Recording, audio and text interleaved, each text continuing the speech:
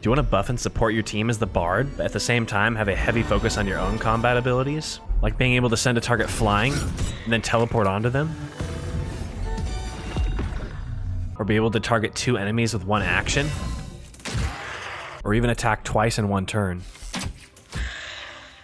Hey guys, it's Omaha here, and today I'm going to show you everything you unlock for the College of Swords subclass for the Bard, for levels 1 through 12. Bard, you know music is more than a fantasy, it is power. Through study and adventure, you have mastered song, speech, and the magic within. As a Bard, you'll get weapon proficiencies in simple weapons, hand crossbows, long swords, rapiers, and short swords. This is going to add your proficiency bonus to attack rolls with these weapon types. Basically makes it easier to hit. Then you'll get armor proficiency in light armor.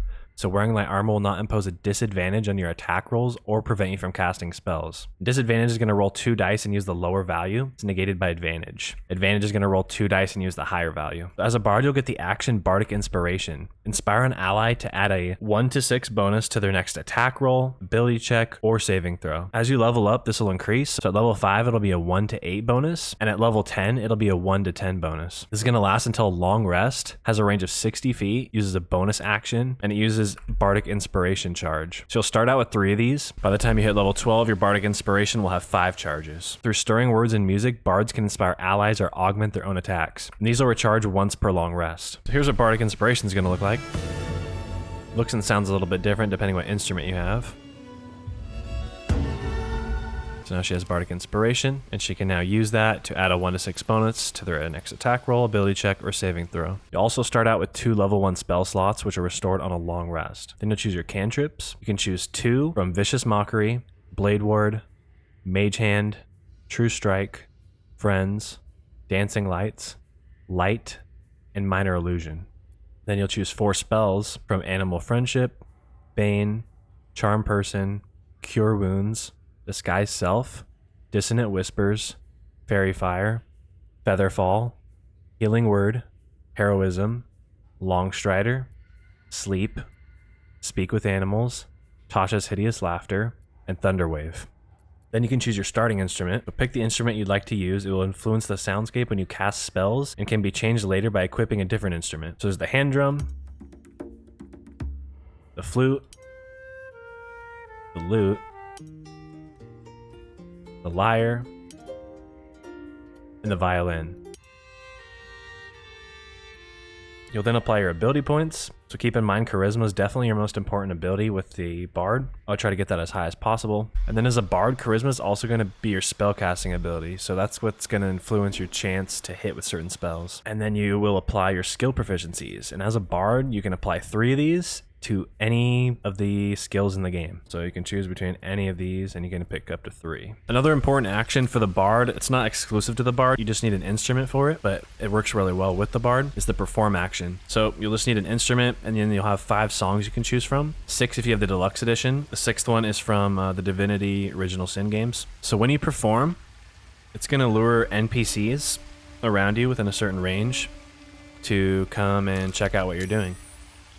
And if you're successful, it'll continue on and they'll stick around. And then when you're done distracting them, you can end your song. And sometimes they'll pay you gold. So each one of them dropped 1 gold. So it's a pretty cool way to distract enemies or just any NPC really. Okay, so when you hit level 2, you're gonna get a health increase, your 3rd level 1 spell slot, and the class feature Jack of all trades. Your vast experiences make you more likely to succeed in any undertaking. Add half of your proficiency bonus rounded down to ability checks that you're not proficient in. So basically what that's going to do is going to take my proficiency bonus right here that I have currently as a +2. This naturally goes up as you level up. And so it'll take half of that, which is +1, and it will apply it to any of these when they're rolled, as long as I'm not proficient in them. So I'm proficient in performance, persuasion, deception, like survival, perception, medicine. I'm not proficient in those. So if it rolled those, it would just give it a +1 bonus. You'll also get the action Song of Rest. You and your allies are revitalized as though you would have taken a short rest. Now to use an action. I'm going to show you what that looks like. That's replenished on a long rest. So Asterion here, he's 14 out of 17, and he's already used his Vampire Bite, which recharges on a short rest. So I'll use this. Doesn't seem to have any range, it's just any allies that exist, I guess. So I'll use that. There we go, just like a short rest would have happened. Then you'll be able to gain another spell, and then you have the option to replace a spell since you're limited in how many spells you can have at one time. All right, at level 3, that's where you're gonna choose your subclass. So for the video, I'm gonna choose College of Swords. A highly trained and skilled warrior, you use your prowess with words and weapons to fight and entertain in equal measure.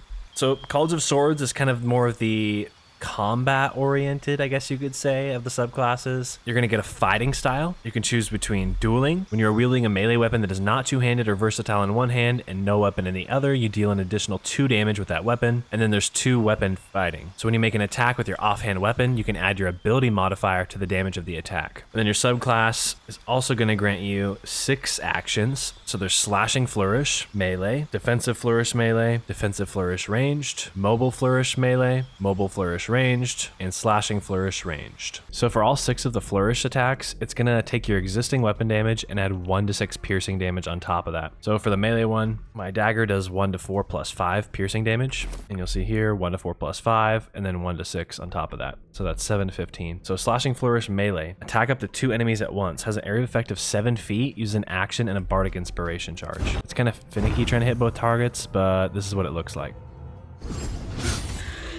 So slashing flourish range says 1 to 4 plus 5, but it actually takes your bow damage like it should, which will be 1 to 6 plus 5, and then adds the 1 to 6. It's the same as the other one, except it's ranged. This one has a range of 60 feet.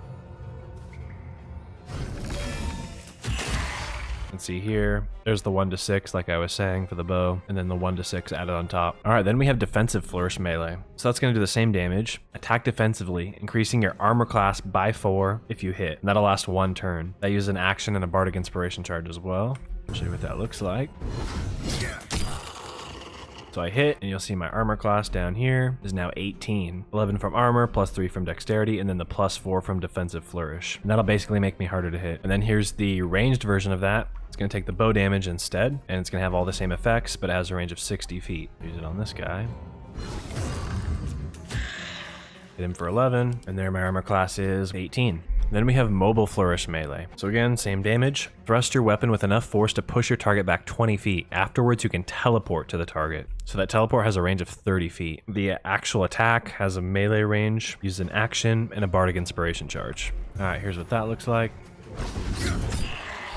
Launched him, and now I can use teleport. Doesn't cost a bonus action or an action, you can just use it.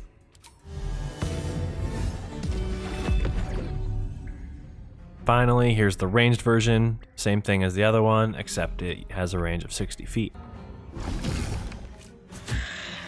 Knocked him. Then I can teleport to him. You're then going to get your health increase, your 4th level 1 spell slot, first 2 level 2 spell slots. You're going to be able to choose another spell, now having access to the level 2 spells, Blindness, Calm Emotions, Cloud of Daggers, Crown of Madness, Detect Thoughts, Enhance Ability, Enthrall, Heat Metal, Hold Person, Invisibility, Knock, Lesser Restoration, Phantasmal Force, See Invisibility, Shatter, and Silence. And then you can apply 2 expertises. So you'll apply these to skills you're already proficient in, and it'll increase it from plus 5 to plus 7. Then finally, you'll be able to replace a spell since you're limited to a certain amount of spells at a time. Another thing I forgot to mention is this subclass will give you proficiencies in scimitars as well as medium armor. Level 4, you'll see that health go up again. You'll get a 3rd level 2 spell slot. You'll be able to choose another cantrip from the original list, another spell from levels 1 and 2. You'll be able to replace a spell, and then you can choose your first feat.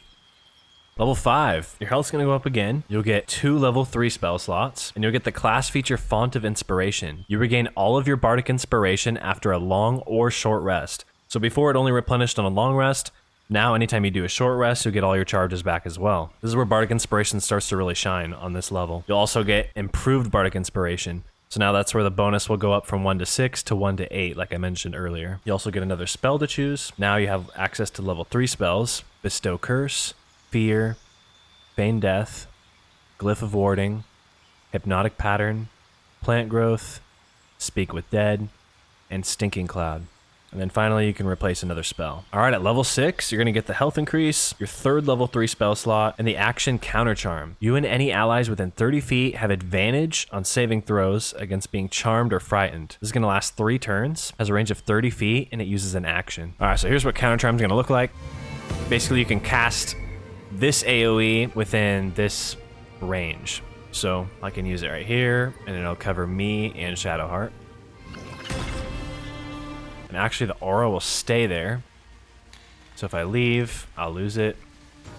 And I can go back in and have it again. You'll also choose another spell. You'll get the subclass feature Extra Attack. Can make an additional free attack after making an unarmed or weapon attack. If you gain the Extra Attack feature for more than one class, they don't add together. So now you can attack twice in one turn, and then you can replace a spell. Level 7, your health's going to go up. You'll get your first level 4 spell slot. You'll be able to choose another spell. Now having access to the level 4 spells Confusion, Dimension Door, Freedom of Movement, Greater Invisibility, and Polymorph. And then you'll have the option to replace a spell. Level 8, your health's going to go up again. You'll get your second level 4 spell slot. You'll be able to choose another spell. You can replace a spell, and then you'll choose your second feat.